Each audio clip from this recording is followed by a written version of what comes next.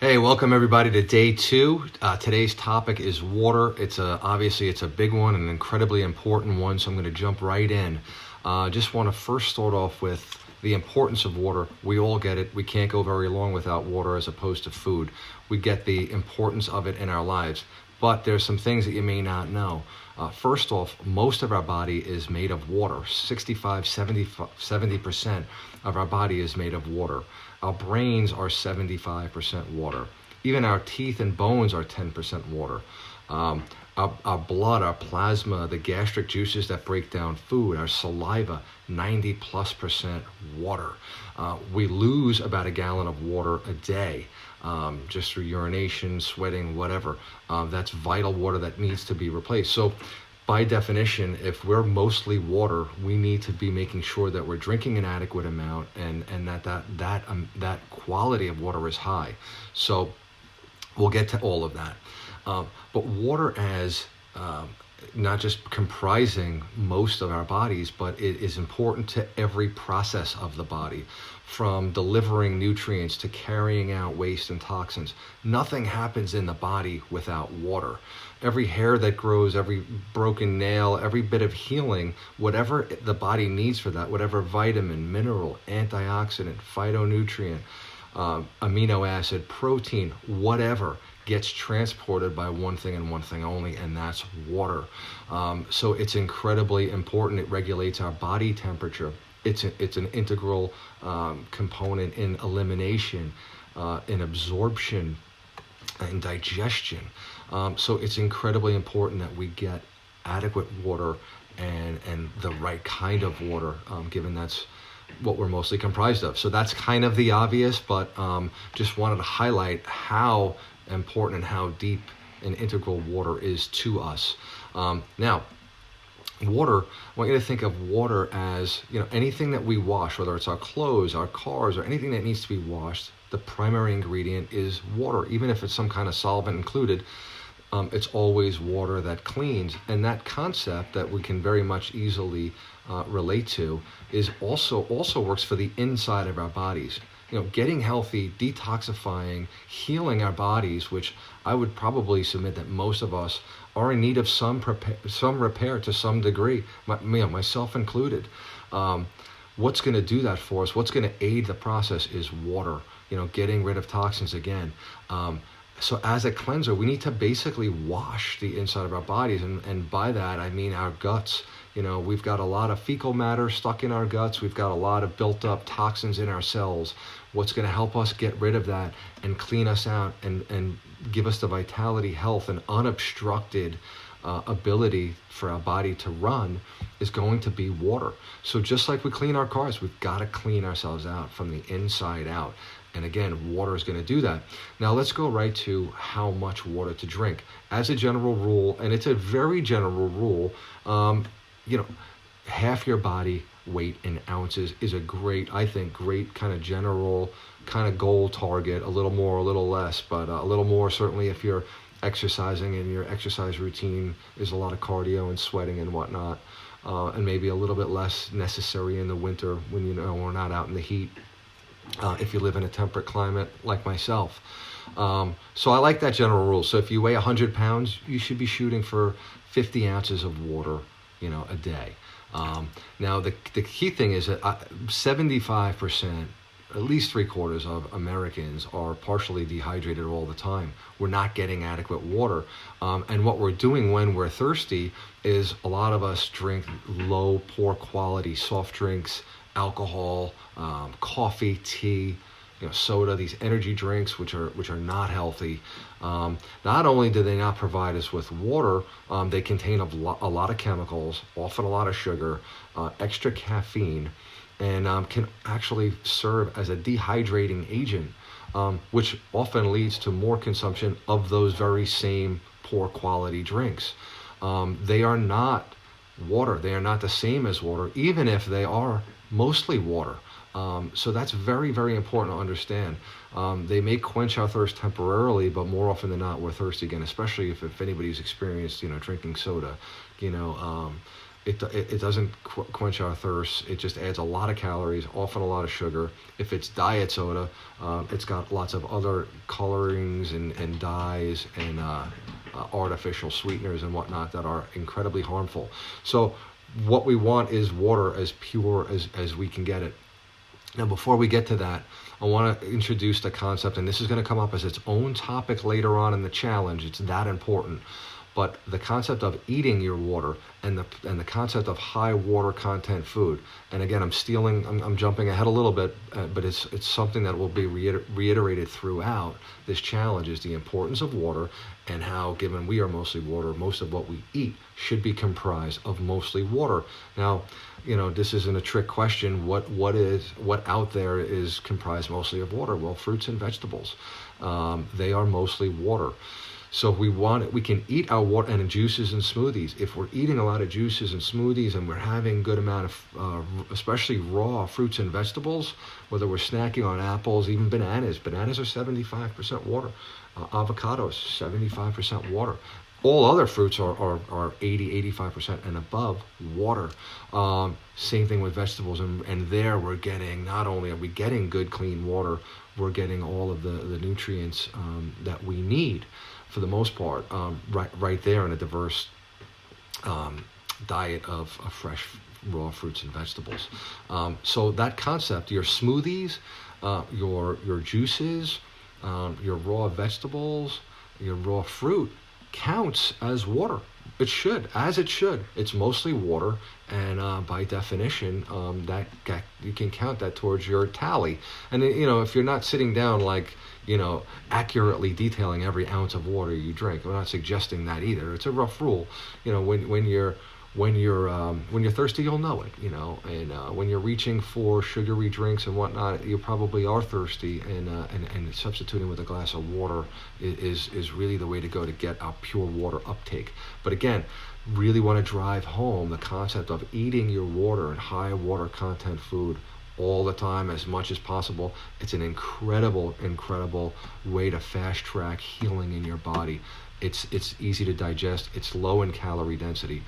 And it's got all of the things the body needs. Again, we'll get to that in a later topic, and we'll dedicate a lot more time to what I just spoke about later. Now, how about when to drink? This isn't something that's often talked about that much, and we'd like to dedicate a couple minutes to it here. Things we can do to update our water, because we want to be drinking water basically throughout the day. We don't want to be chugging a ton of water and then having to run to the bathroom 15 minutes later. That's really not going to do the trick. It might help us eliminate some matter in our large intestine, but as a general rule, we want to be drinking water throughout the day. Waking up in the morning and having a glass of water before anything else is incredibly healthy. Overnight, while we're sleeping, we're eliminating toxins. The body's cleaning. The body's doing a ton of stuff while we're asleep. And mostly what it's doing is assimilating what it's eaten the day before and getting rid of what it doesn't need. So eating some high water content food in the morning and drinking a good glass of water when we wake up is going to help eliminate those toxins that the body was dumping into the blood overnight. Drinking some water, a glass of water 15 minutes before we eat, will help us be hydrated so that we don't have to eat, or so we don't have to drink as much during our meal. If most of our meal is high water content, we don't need to drink really any fluid. And by definition, we won't need to drink anything. The reason why we need to drink liquids when we eat is because most of the time we're eating very dense, calorie-dense, thick, low water content food. So we need something to help flush it down. And that's why we tend to drink with meals. But it's really not necessary to drink anything at all with a meal if it's high in water content, 60, 70% water. So think about that a little bit. When we drink a lot of fluids, and sometimes we're not even drinking water with our meal, we might be drinking soda, Gatorade, people drink coffee with their breakfast, big breakfast, or wine, or, like I said, soda, whatever. What we're actually doing is interrupting digestion by flushing the digestive enzymes that are trying to work on the meal. So just trying to not drink anything is the best way to allow that digestive process to take place. Again, the gastric juices that are breaking down food, and there are different gastric juices required for different types of food. Your body knows how to handle that. again, they're 95% water. So allowing that process to take place without flushing it, without introducing a lot of the chemicalized, low quality drinks that we're having with our meals is another simple thing we can do to really help digestion and free up that energy to do other things. So if we do want to have water or we feel thirsty when we're eating, including some raw celery and cucumber, they are incredibly high in water content. And not only that, they contain a lot of fiber that's going to attach itself. Fiber does a number of things. That's a whole nother day. But quickly, fiber will attach toxins and help take them out of the body. Fiber also helps facilitate digestion and elimination in our large intestine. It feeds good bacteria in our gut. So you're going to get from your raw fruits and vegetables, especially something like celery and cucumber, you're going to get a lot of water, you're going to get a lot of fiber, and that's going to have like just so many knock-on positive effects for the digestive process and for the overall health process, specifically helping elimination and eliminating toxins. So again, we don't want to drink too much while we're eating. So again, drinking throughout the day. We don't want to overdo it. We don't want to also waterlog ourselves. We don't want to get crazy about how much water we're drinking. We'll know when we're thirsty, especially when we start to get rid of some of the poor quality stuff and just introducing more pure water. You'll know when you're thirsty, drinking throughout the day. We don't want to get waterlogged. We don't want to get too crazy. We don't want to be urinating every half hour, right? We want to be practical about this. So yeah, that's, kind of the 2 cents on when to drink, because it is important. Also, we don't want to drink too much before we go to bed because we don't want to disrupt our sleep. We'd like to, having maybe an apple or something as a replacement for a sugary snack late at night. Okay, fine, that's going to have mostly water, but it's certainly better than some of the late night eating we tend to do. That's okay, but you don't want to be chugging a lot of water before bed and having to get up 2 or 3 times and disrupt your sleep. So kind of want to wind down all of our eating and drinking, an hour or more, 2 hours before bed. Now, what type of water? Let's talk about types of water and thinking about upgrading the quality. So for such an important nutrient, and water is a nutrient, and by the way, it's calorie free. So this nutrient that we're talking about, water, so essential, so vital to our existence. We really want to make sure that it's of high quality. And we're going to be putting this into our body all day long, every day, as a necessity. We want it to be high quality. So let's talk about the most common and easily available water, and that's tap water. It would be great to say that tap water is perfectly healthy and drink it as much as you want, and it's obviously the most cost effective and whatnot, but that's simply not the case. Tap water goes through a lot of purification processes depending on your municipality. Almost all water contains some level of chlorine and fluoride. Both of those in large quantities are incredibly toxic, and we submit that a toxin is a toxin, and a poison is a poison, even if it's in a small amount. Especially if you're drinking tap water and you're getting these bacteria killers that are not friendly to the body, and you're getting them throughout the day. We're washing with tap water. It's entering our skin that way, and we're ingesting it with the water that we not only drink maybe right out of the faucet, but we're also cooking with. We're also washing fruits and vegetables with, and other things. My point is, we're getting a lot of tap water in our lives, whether we know it or not, or we're aware of it or not. So knowing what's in that water is incredibly important. What I'm going to provide at the end of this is a link to a website from the Environmental Working Group where you can type in your zip code and look at the most recent test of your water supply and what's found in it. You'll be amazed. Look, water travels through pipes. Some of those pipes are old. Groundwater picks up lots of fertilizers and other agricultural chemicals, or whatever industrial waste that might be present in our area that way we may not even know about. So getting an idea of what's in our water and following this website to see is a great starting point. You might be surprised. Inorganic metals, leads, copper, sulfuric acid, sometimes arsenic, again, pesticides and herbicides that have been dumped into the soil depending on where you live.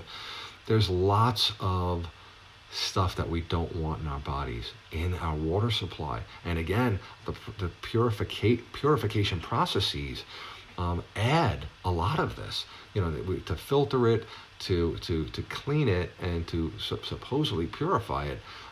More often than not, my opinion is that what we use to purify our water and kill bacteria is often worse than the bacteria itself. Now, keep in mind, chlorine is one example. Chlorine was the first form of chemical warfare used by the Germans in World War I. They used it on the French in like 1915. Basically, it was inhaled by the enemy and burned out their insides. This is stuff that we're putting in our water. Chlorine in our body, when combined with the saturated fats in animal foods, forms a very sticky paste in our body, which builds up on the sides of our arteries, forming arterial sclerosis, which is hardening of the arteries. And heart disease is the number one cause of death in this country. So we don't often think about the chlorine in our water and how it actually pertains to hardening of the arteries, but there you go. Fluoride's another one. Often debated. Fluoride was introduced to our water 60 years ago, maybe more. It's in 75% of the water in our country, and it was initially added as a way to help tooth decay, and it hasn't even really been proven to do that. Now, calcium fluoride, I'll just quickly touch on this because I can spend a whole other session on fluoride and chlorine, but calcium fluoride is present throughout nature, and we actually do need some of that, and some of that is important for strong teeth and bones. However, that's not what's in our water. What's in our water is sodium fluoride, and it's very different. And it's very disruptive, in particular to our thyroid. Now, it's estimated that 1 in 8 women will have some kind of thyroid issue, dysfunction, or whatnot, requiring a prescription. And a lot of this comes from fluoride.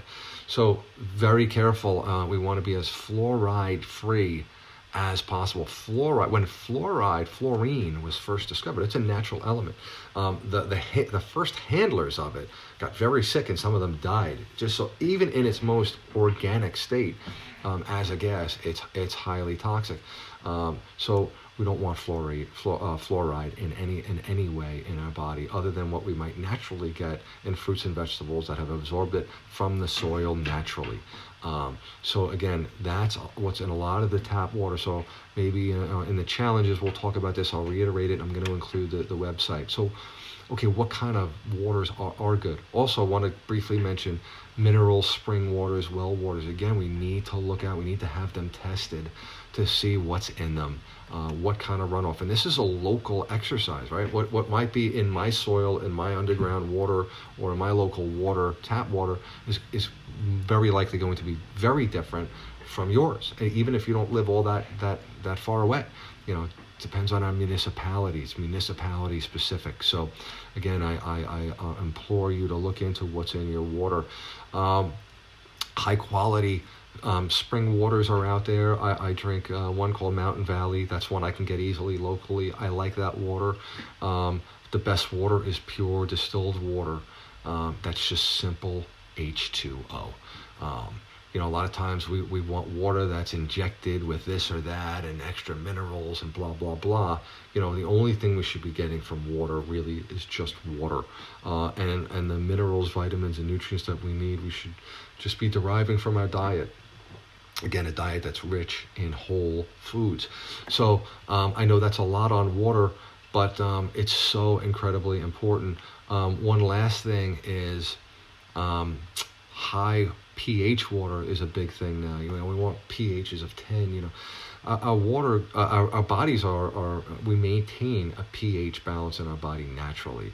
And if we're too acidic or too alkaline, believe it or not, like it's only decimal points in our pH that qualify in either direction. So if we're highly acidic, if we've been eating a standard American diet for a long time, we're of a more acidic nature by definition, because almost all of that food is acidic to the body and breaking it down, not building it up. So having some high pH water is fine, especially if we're in that state. But once we reach a point where our diet's really strong and we're eating mostly high alkaline, nourishing, rich, nutrient dense foods, the need for high pH or the desire for high pH water isn't really as necessary. So don't believe the hype too much on this high pH water stuff. Again, getting proper water along with all the other nutrients and fiber that we've talked about through food and through pure water is really all you need. So I wouldn't go running out and paying crazy amounts of money because something's advertised as high pH. High pH is not good for the body either. If it's offsetting, again, I'll reiterate one more time, if it's offsetting, highly acidic body, it's probably okay, but again, most of it's going to get eliminated anyway. So, wow, I know that's a lot on water, but you can see how important it is. It's just that important. I could go on and get into the weeds even more so than I did, but I hope that's enough on water to get you thinking about it as one of the most important things in your life as it pertains to your health and the ways that you can get it. So what's the challenge? So I'll give you a couple of options to choose from. You guys pick what you'd like or what you think can work for you. And it could be something very small, it could be something very big. The beauty of this challenge is you get the information, you get to think about it, you get to agree with it or not, and you get to try to incorporate some of these things if you like.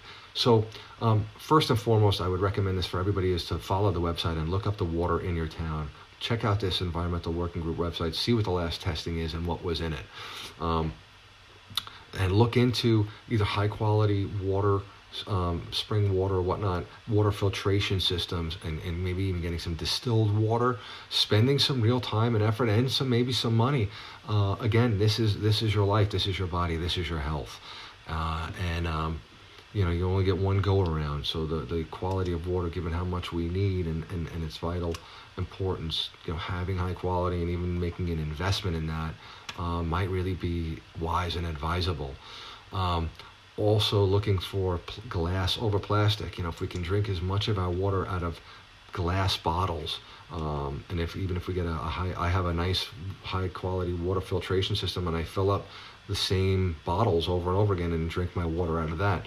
I'm leaving a very low environmental footprint by using glass and reusing it, and I'm not getting any of the plastic in my body. The problem with water and any liquids in plastic is that oftentimes when it's heated or it's left out, or even just in its natural state, some of the plastic can actually leach into the water. We definitely don't want plastic in our body. Plastic just doesn't break down.